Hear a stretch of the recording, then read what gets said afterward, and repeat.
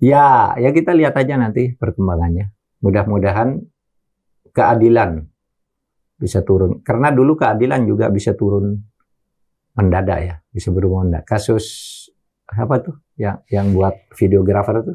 Iya, Amsal Situmorang. Itu kan sudah mau divonis. Persis. Nah, itu jadi contoh lagi, Pak. Akhirnya orang lari ke DPR. DPR tahu, dibongkar. DPR nggak ikut campur, udah bener tuh. DPR nggak ikut campur ke prosesnya.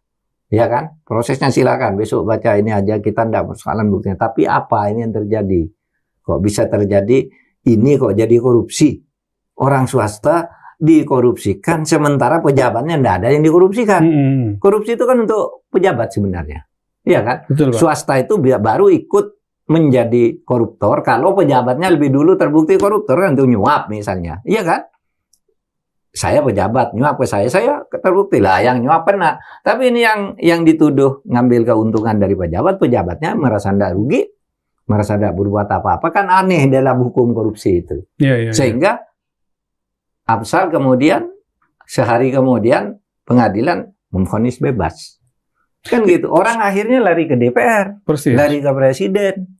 Kan begitu kalau begitu caranya. Soal pejabat tidak disangka wah, itu artinya melanggar prinsip equality before the law dong, Pak, ya? Iyalah. Kan tidak ada keberimbangan dari sisi keadilan yang didapatkan. Bukan hanya equality before the law itu, tetapi sangat tidak profesional. Kalau ini kan ini tidak imbang. Kalau ini tidak profesional, harusnya ini dulu kalau dianggap.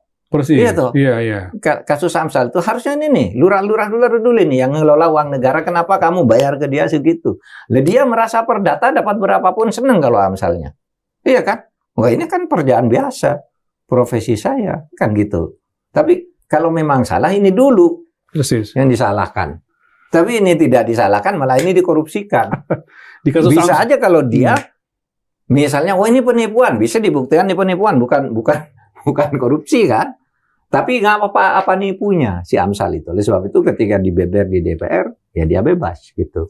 Saya khawatir banyak orang yang tidak seperti Amsal, nggak punya media sosial yang bisa menggetarkan gitu, lalu lewat begitu aja. Saya khawatir itu banyak terjadi, Mas Rizal, karena saya harus berterus terang ketika saya bicara di podcast ini masalah-masalah hukum dan sebagainya. Banyak orang mengira saya ini pejabat penegak hukum.